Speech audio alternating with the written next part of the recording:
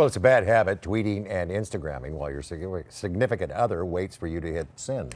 Well, CBS 2's Sharon Day asks, is all that communication worth the price of your relationship?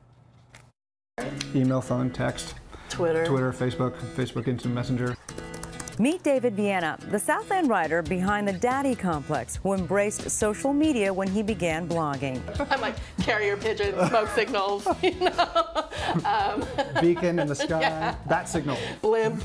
And his wife of 10 years, Larissa Collins, who's resisted it until David recently set her up with her own social media accounts. I hate to break it to you, but yes, you do have an Instagram account. You also have a Twitter account.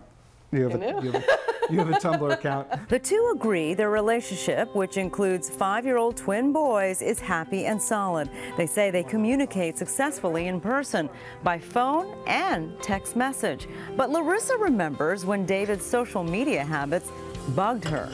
He was on it all the time, and it drove me absolutely out of my mind. While some people think social media brings them closer, the University of Oxford studied 24,000 married couples who used multiple social media platforms and found no greater relationship satisfaction. In fact, some even reported decreasing satisfaction. Probably what they're finding is that people who are so overly engaged in social media activities are not as engaged in the actual relationship.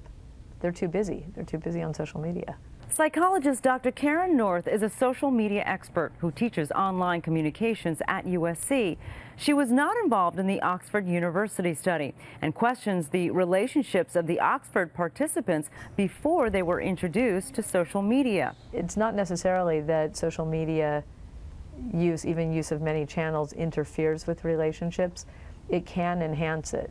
The question is, are you actually connecting with people, or are you using social media as like a nervous habit and a substitute for real relationships? Dr. North says couples need to discuss how much social media will play a role in their relationship. You have to decide, how does this work for both of us in our relationship? What are the practices and standards that will keep both of us happy and happy with each other? We've balanced it out now. Thanks to social media, David's blog has thrived, but he's reined it in. I've had enough success, or a level of success through social media.